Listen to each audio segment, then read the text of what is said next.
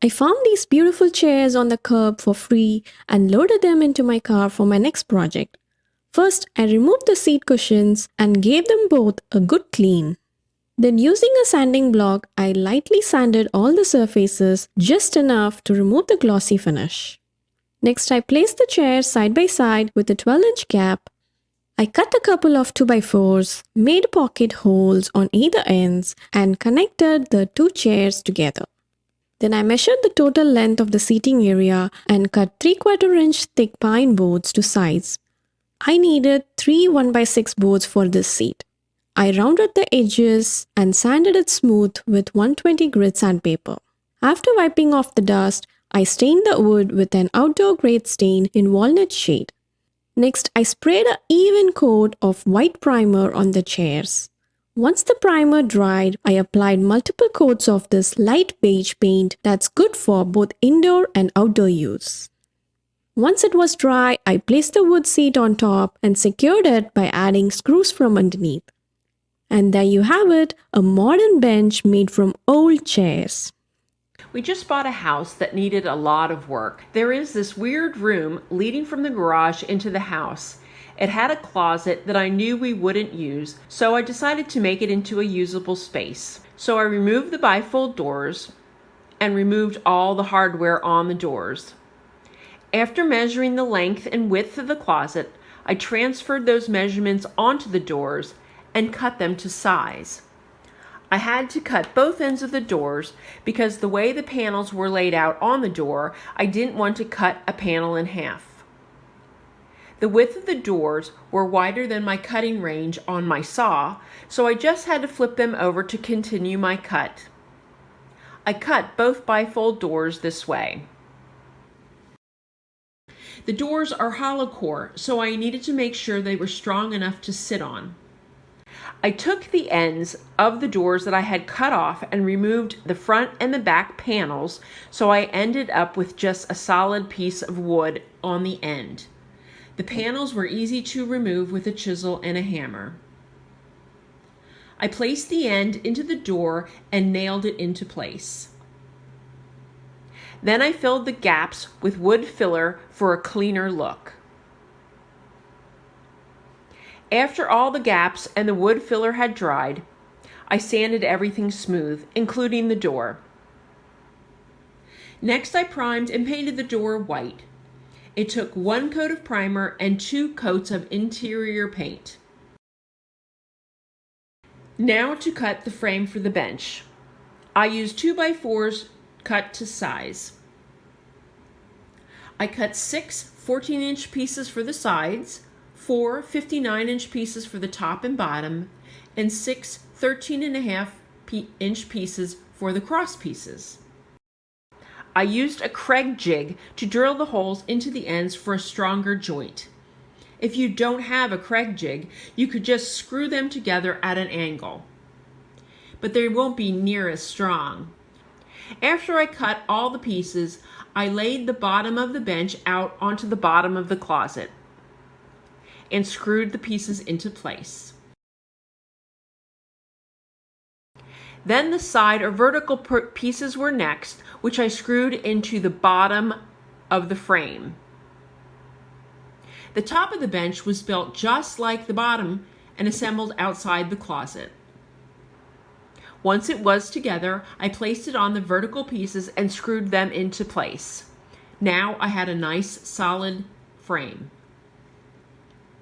With the bifold doors cut to size, I used one for the front of the bench, sliding it into place. I had to use a rubber mallet because it was a little tight. I laid the other door on top, making sure it was nice and square. The doors were not as wide as the closet, so I measured the distance between the wall and the door and cut a 1x4 to size. I also cut thin pieces for each edge of the door of the bench. This was to ensure that when you lifted the bench lid up, you wouldn't scrape the sides of the wall. I painted those boards to match, laying the door and the 1x4 into place. I screwed the 1x4 into the frame. I filled the holes with wood putty, and then I screwed on the hinge. The bench was complete. After a fresh coat of paint on the walls, a new shelf, and some antique finds, the room was now functional space that we use every day. The extra storage we now have is great for all of our beach gear and outdoor items. I've got an old card table and it is in rough shape. What we're going to do is get rid of all the paper and everything on the front and get rid of that finish. We want to get down to the bare wood. Next, I'm going to go to pallets. Yes, we are going to get some pallet wood, but watch what we do. We're going to cut it down the strips and then we're going to pull them out. It's easier to do it that way, and all we got to do is take off the nails. Just pound the nails on the backside. Once you get them all the way over, just go ahead and take your claw hammer and pull it on out. You can get rid of that nail. We don't need that anymore. Next, I will admit I kind of cheated on this. I went ahead and had a planer. That way I could get a flat side on one side of the boards. You can use a sander. It's just a little bit faster and it's easier to do it this way, especially with all the boards I got to cut. Next, we're going to take that table and we're going to find the middle. We're going to draw a line all the way down because that gives us a guide as we're placing the wood to make sure we're going in the right direction. First thing I did was make a little triangle.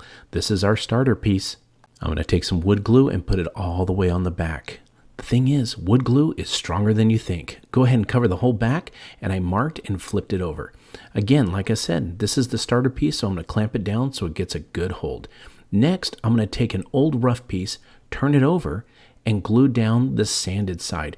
We want that rough looking side to face up. And here's the reason. I'm going for an old rustic look. So once I get this cut, I'm going to line it up. Now it's going to hang over the side of the table. Don't worry about that now. What we do want to line up is the joints on the top. See how those are lined up? And then I'm going to alternate some of the sanded side with the old rustic side. And we're going with different size pieces of wood. If you notice, this one's a little smaller, but it's really nice. It's got some gray in it, so I like that look. We're going to keep alternating all the way down the table and putting on pieces as we go. Once we get to the very end, we're going to put that last piece on and cover the corner. Next, we're going to take our saw and square up the sides. I used a guide to go ahead and use it on my saw. I want square sides all the way down. Once those sides are squared up, I'm going to put some trim pieces on. I use new wood for this instead of the old rustic stuff just to give it a nice look. I'm going to brad nail those in and glue them and give it a nice trim on the sides. These are about 3.5 inches wide. Once it's all glued up and dried, I'm going to use some clear polyurethane. Now, I went with a semi-gloss on this, but you can go with just a satin if you want. It looks a little messy, but trust me, you can't go wrong with polyurethane. Just put it on 4 coats. Once we get it all set up, look at this beautiful table. And the great thing is, not only is it beautiful, but it still folds up. That way I can fold it away and bring it out when guests arrive. It can be an extra place setting or a dessert table. I think it turned out absolutely amazing. And the great thing about it is I took old pallets that were free, an old table that was free, and just a labor of love to turn it into this beautiful work of art. I hope you like this new upcycle pallet table as much as I do. Thank you for watching Home Talk,